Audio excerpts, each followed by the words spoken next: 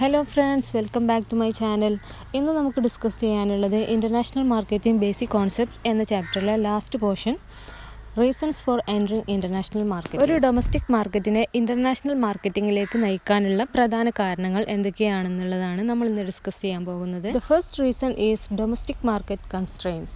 It means domestic demand constraints drive many companies to expand the market beyond the national border. അതായത് ഒരു രാജ്യത്തിന്റെ demand നിയന്ത്രണങ്ങൾ ഒരുപാട് കമ്പനീസിനെ international മാർക്കറ്റിംഗിലേക്ക് നയിക്കാൻ കാരണമാകുന്നുണ്ട്. ഇനി ഏതൊക്കെയാണ് ഈ ഒരു ഡൊമസ്റ്റിക് മാർക്കറ്റ് കൺസ്ട്രെയിൻസ് അഥവാ നിയന്ത്രണങ്ങൾ എന്തൊക്കെയാണെന്നുള്ളത് നോക്കാം.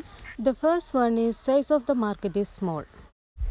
If the size of the market is small, companies look forward to foreign markets to achieve economies of scale. അതായത് ഒരു കമ്പനി വർക്ക് ചെയ്യുന്ന മാർക്കറ്റിന്റെ സൈസ് ചെറുതാണെന്നുണ്ടെങ്കിൽ അത് സ്വാഭാവികമായിട്ടും ഇന്റർനാഷണൽ മാർക്കറ്റിംഗിലേക്ക് നയിക്കാൻ കാരണമാകും.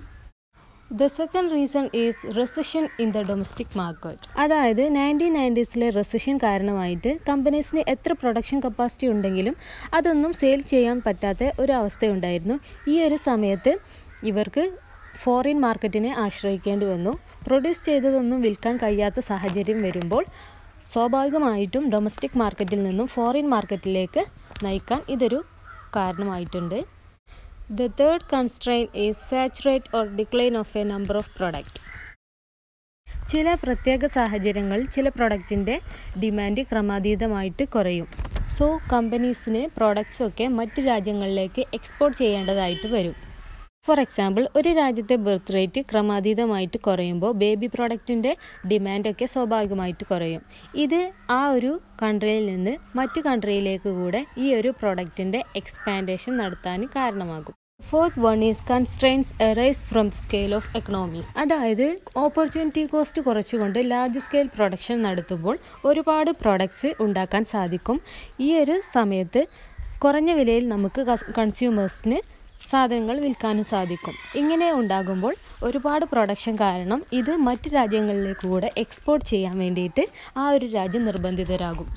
Fifth point is growth in demand of some products. അതായത് demand കൂടുതലുള്ള ചില പ്രൊഡക്ട്സ് മാനുഫാക്ചേഴ്സിന് ഫോറിൻ മാർക്കറ്റിലേക്ക് കൂടെ വ്യാപിപ്പിക്കണം എന്നുള്ളൊരു താല്പര്യമുണ്ടാകും. ഈ ഒരു താല്പര്യം അവരെ ഫോറിൻ മാർക്കറ്റിലേക്ക് ആകർഷിക്കുന്നുണ്ട്. The last point is excess production capacity.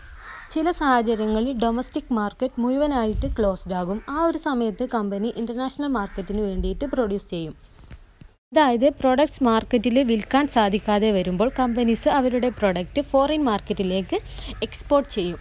ഇതൊക്കെയാണ് നോർമലായിട്ട് ഡൊമസ്റ്റിക് മാർക്കറ്റ് കൺസ്ട്രെയിൻസ് എന്ന് പറയുന്നത്. ഇന്റർനാഷണൽ മാർക്കറ്റിംഗിൻ്റെ സെക്കൻഡ് റീസൺ ആയിട്ട് പറയുന്നത് ഗവൺമെൻറ് പോളിസീസ് ആൻഡ് റെഗുലേഷൻസ് ആണ്. അതായത് ചില രാജ്യങ്ങളിലെ ഗവൺമെൻറ് എക്സ്പോർട്ടിന് ഒരുപാട് പോസിറ്റീവ് സപ്പോർട്ട് നൽകുന്നുണ്ട്, ഒരുപാട് മോട്ടിവേഷൻസ് നൽകുന്നുണ്ട്. കോർപ്പറേറ്റ് ഗ്രോത്ത് ഉണ്ടാകാൻ വേണ്ടിയിട്ട് ഗവൺമെൻറ് പല റെസ്ട്രിക്ഷൻസിനും ഇളവ് നൽകുന്നുണ്ട്.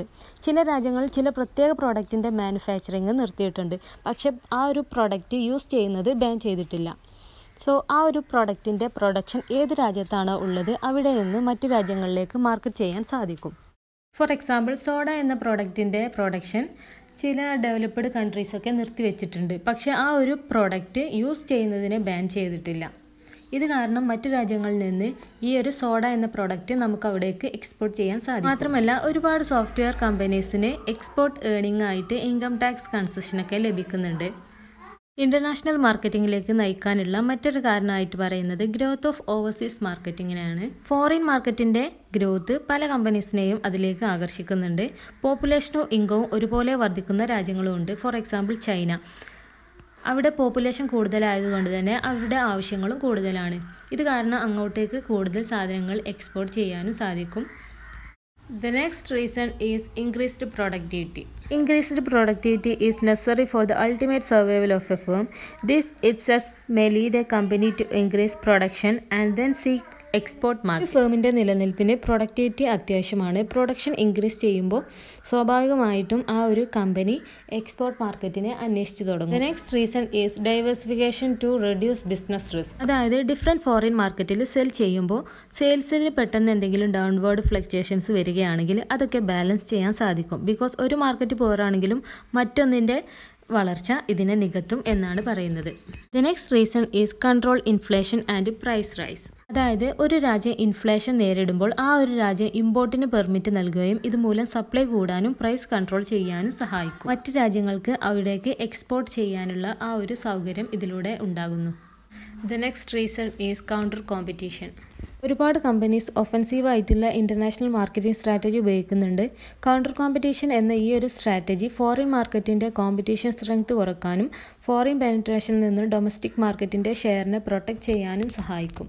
Last reason is strategic vision. ചില കമ്പനീസിൻ്റെ സ്ട്രാറ്റജിക് വിഷൻ അവരെ ഇൻ്റർനാഷണൽ മാർക്കറ്റിങ്ങിലേക്ക് നയിക്കുന്നുണ്ട്. ഫോർ എക്സാമ്പിൾ, ഇന്ത്യയിലെ ഫാർമസ്യൂട്ടിക്കൽ കമ്പനീസിന് ഫോറിൻ മാർക്കറ്റിൽ വളരെ ഡിമാൻഡ് കൂടുതലാണെന്നുള്ള തിരിച്ചറിവ് അവരെ അതിലേക്ക് നയിക്കുന്നുണ്ട്. ഇതൊക്കെയാണ് ഓരോ രാജ്യത്തെ കമ്പനിയെയും ഇൻ്റർനാഷണൽ മാർക്കറ്റിങ്ങിലേക്ക് നയിക്കാനുള്ള പ്രധാന കാരണങ്ങൾ. അപ്പോൾ ഈ ഒരു ചാപ്റ്റർ ഇവിടെ അവസാനിച്ചു. താങ്ക്